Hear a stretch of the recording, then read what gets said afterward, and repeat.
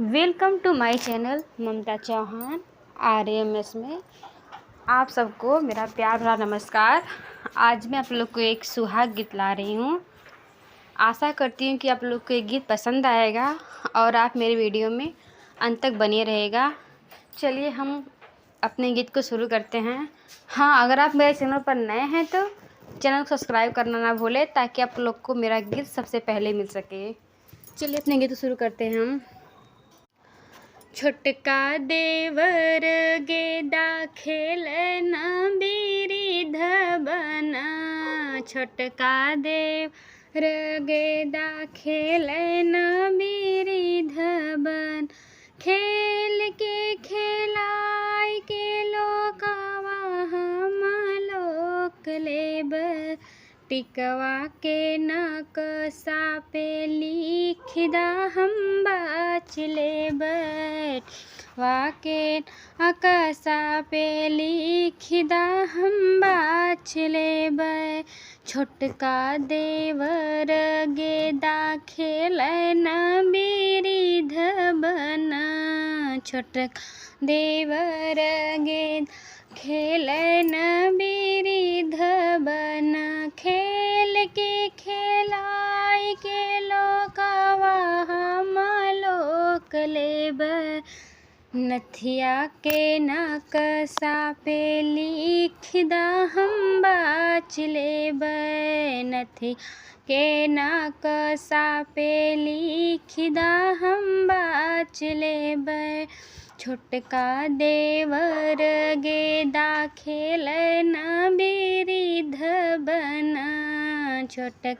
देवर गेदा खेलना बीरी धबना, खेल के खेलाई के लोकावा हम लोक लेब, हरवा के नकशा पे लिखदा हम बाच लेब, हरवा के नकशा पे लिखदा हम बाच लेब, छोटका देवर गेदा खेलना बीरी धबना,